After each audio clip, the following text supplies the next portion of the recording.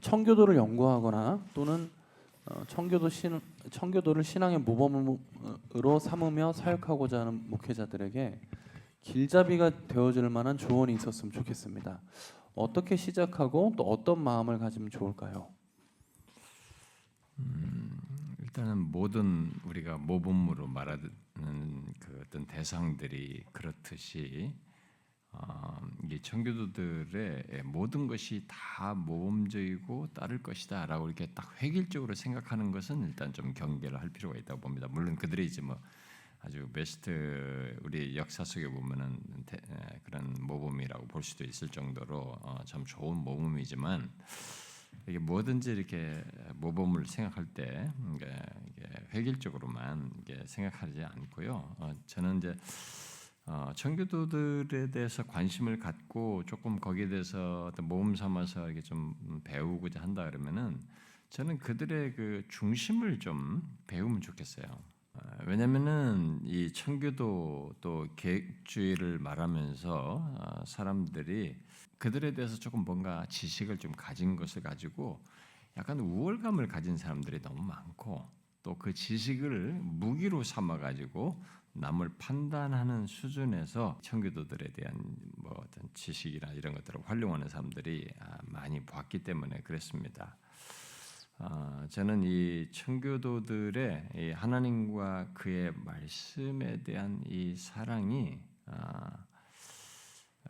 좀 우리들이 좀 경험적으로 좀 배워야 되지 않을까. 근데 그게 이게 제가 이런 표현을 쓰는 게 하나의 어떤 지식이 될 수 있지만 어떤 좀 이렇게 그들을 어떤 식으로든 이렇게 배울 때는 결국 그걸 배워야 되지 않을까 싶습니다. 청교도 대작 시리즈에 제가 최초 책 나올 때 이제 제가 책들을 선정해 줬기 때문에 이제 앞에 글을 좀 써달라고 그래서 제가 거기다 좀 말을 했는데 저는 이제 청교도를 공부를 하면서 약간 한번 절망을 했거든요. 그러니까 이게 막 불이 붙어가지고 그들에 대한 책임은 뭐든지 막 한 책도 다 사서 보고 막 이렇게 구입을 하려면 다 구입하려고 애를 쓰고 막 이렇게 그들의 책을 막 읽다가 마치 큰 대양의 큰 대양 가운데 마치 조각배로 내가 있는 것 같은 느낌이 들 정도로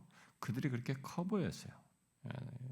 어떻게 이 하나님의 말씀을 이렇게 이해하고 전개할 수 있느냐라는 이 질문이 저에게 약간의 상대적 박탈감을 줘가지고 굉장히 좀 절망을 하게 하는 그런 경험을 한 적이 있습니다. 그래서 이제 제가 언젠가도 얘기했습니다만 제가 처음에 청교도들의 공부를 하려고 할 때는 이들에 대한 지식과 이런 자료들을 많이 가지고 와서 한국에서 잘 활용할 수 있을 것이라는 기대가 한켠에 분명히 비중 있게 있었어요. 그런데 그걸 다 내려놨습니다. 그건 아무 도움이 안 될 수도 있겠다. 단순 이미테이션이 될 수도 있겠다. 그건 오히려 더 메마를 수도 있겠다. 오히려 나는 이 사람들이 이렇게 하나님의 말씀에 대한 이해를 갖게 되고 이런 것에 대한 모든 자기들의 설명과 증거 속에서 하나님을 이토록 이렇게 열정적으로 알고 사랑할 수 있는가 하는 이것이 저한테 가장 큰 이제 결론적인 자극이었습니다.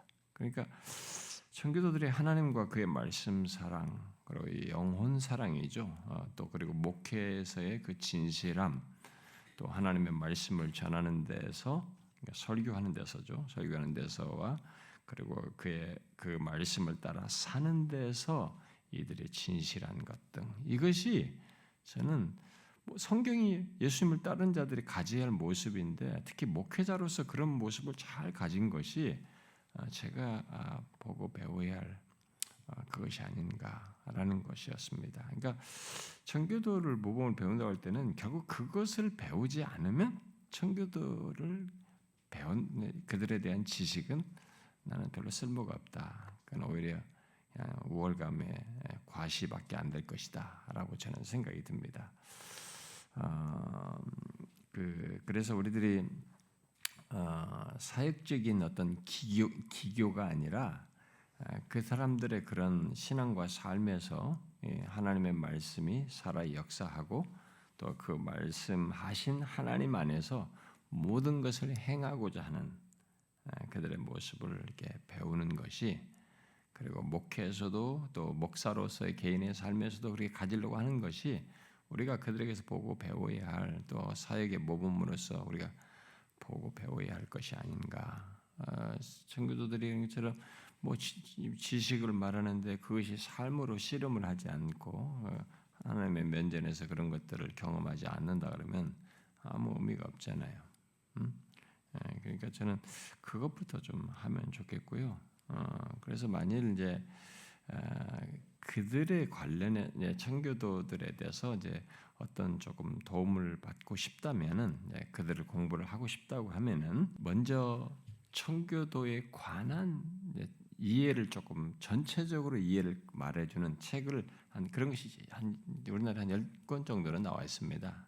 뭐 패커 같은 사람을 위시해 가지고 패커가 잘 이렇게 사람에게 확 끌어당기는 그런 글을 썼죠. 청교도들에 대해서. 뭐 그리고 로이 존스가 청교도의 계승자들인가 한 그 두 개 책은 청교도들에서 상당히 매력적인 그 동기부여를 주는 그런 책인데, 그런 거 요즘은 이제 비키 같은 사람이 상당히 책을 많이 내고 있죠. 이 사람은 후발주자인데 정보와 지식을 풍성히 가지고 제공해주고 있습니다만, 어쨌든 이 청교도들에 관한 책들을 좀 몇 권 읽으면 조금은 이게 동기부여가 될 겁니다. 이들을 배우고 싶고 모범을 받는 뭐가 이들의 장점인지 그게 나한테 싹싹싹싹 스며들 수 있어요. 그런 걸 읽다 보면 나는 이게 지식보다 읽으면서 나한테 스며들듯이 축적되는 것이 좋은 배움이 되고 따를 때 자원이 된다고 믿습니다. 그러니까 청교도들 그런 것으로 좀 하시고 그 다음에 이제 그들의 저작들을 하나씩 읽어보는 것이 좋겠다. 이왕이면은 한 저자별로 이렇게 읽어 나가는 것도 뭐 좋은 방법이다. 근데 뭐 어떤 너무 한 저자의 진리일 것 같아되면 뭐 바꿔가면서 할 수도 있지만, 먼저 이런데 그들에 관한 개관 다음에 그쪽으로 가서 읽으면 그 매력에 따라서 그들이 이제 시야가 확보되기 때문에 존 오웬이면 존 오웬, 에즈워즈면 에즈워, 뭐 이 사람들에 대한 시야가 확보되니까 상당히 좀 더 이게 어떤 이해를 가지고 이들을 읽어 나갈 수 있어서 크게 도움이 되고, 나한테도 이렇게 지식으로 받기보다는 이렇게 막 그냥 빨아들이고 싶은, 수용하고 싶은 그런 욕구 속에서 읽기 때문에 좋은 자산이 되고 자연스럽게 그들을 따르고 싶은 어떤 신학적인 이해나 어떤 신앙적인과 삶의 동기부여에서도 자연스럽게 수용될 수 있다라고 봅니다. 그런 시도를 해보면 좋을 것 같아요. 네, 두 번째.